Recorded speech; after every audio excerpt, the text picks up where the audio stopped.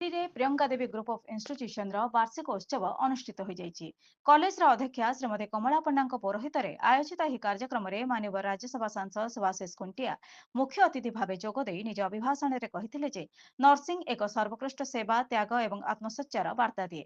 ଏହା ସମାଜର ଉପାନ୍ତର ସର୍ବୋଚ୍ଚ ଶିଖର ପର୍ଯ୍ୟନ୍ତ ପ୍ରତ୍ୟେକ ବ୍ୟକ୍ତିବିଶେଷ ତଥା ଜରାଜୀର୍ଣ୍ଣ ବ୍ୟାଧିଗ୍ରସ୍ତ ମନୁଷ୍ୟର ଉପଶମର ମାର୍ଗ ପ୍ରଶସ୍ତ କରାଯାଇଥାଏ ବୋଲି ବକ୍ତବ୍ୟ ରଖିଥିଲେ।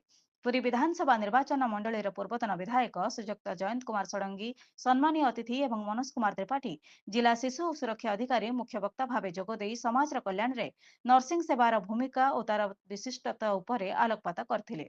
ପ୍ରିୟଙ୍କା ଦେବୀ ସ୍କୁଲ ଅଫ୍ ନର୍ସିଂର ଅଧ୍ୟକ୍ଷା ଶ୍ରୀମତୀ ପାର୍ବତୀ ପରିଡ଼ା ଛାତ୍ରଛାତ୍ରୀଙ୍କୁ ସେବାନୁଭୂତି ହେବା ପାଇଁ ପ୍ରୋତ୍ସାହିତ କରିବା ସହ ଅଧ୍ୟାପିକା ସୋନାଲି ପ୍ରଧାନ ଶପଥ ପାଠ କରାଇଥିଲେ। ଏହି ଅବସରରେ ବାର୍ଷିକ ପତ୍ରିକା ପ୍ରଜ୍ଞା ପ୍ରବାହର ଦ୍ୱିତୀୟ ସଂସ୍କରଣ ଉନ୍ମୋଚିତ ହୋଇଥିଲା। ଗ୍ରୁପ ଅଫ୍ ଇନଷ୍ଟିଚ୍ୟୁସନର ନିର୍ଦ୍ଦେଶକ ଡକ୍ଟର ବାବୁଲା ବେହେରା ଅତିଥିମାନଙ୍କୁ ସ୍ୱାଗତ କରିଥିବା ବେଳେ ବିଶିଷ୍ଟ ନାଟ୍ୟକାର ତଥା ଉପସ୍ଥାପକ ଶ୍ରୀଯୁକ୍ତ କୁମୁଦ ଶତପଥୀ ମଞ୍ଚ ପରିଚାଳନା କରିଥିଲେ। ଏହି କାର୍ଯ୍ୟକ୍ରମରେ ବାର୍ଷିକ କ୍ରୀଡ଼ା ଉତ୍ସବ ତଥା ବିଭିନ୍ନ କୃତି ପ୍ରତିଯୋଗୀଙ୍କୁ ସମ୍ମାନିତ କରାଯାଇଥିଲା। ଏଥିସହିତ ଛାତ୍ରଛାତ୍ରୀମାନଙ୍କ ଦ୍ୱାରା ନୃତ୍ୟ ସଙ୍ଗୀତ ପରିବେଷଣ କରାଯାଇଥିଲା। ଏହି ଅବସରରେ ରବୀନ୍ଦ୍ରନାଥ ବାହିନୀପତି, ନୟନା ସାସମଲ, ଡକ୍ଟର ନରହରି ମିଶ୍ରଙ୍କୁ ସମ୍ବର୍ଦ୍ଧନା କରାଯାଇଥିଲା। ପୁରୀରୁ ମନୋଜ କୁମାର ବଳିଆରସିଂଙ୍କ ରିପୋର୍ଟ, ଜନଶକ୍ତି ଟିଭି।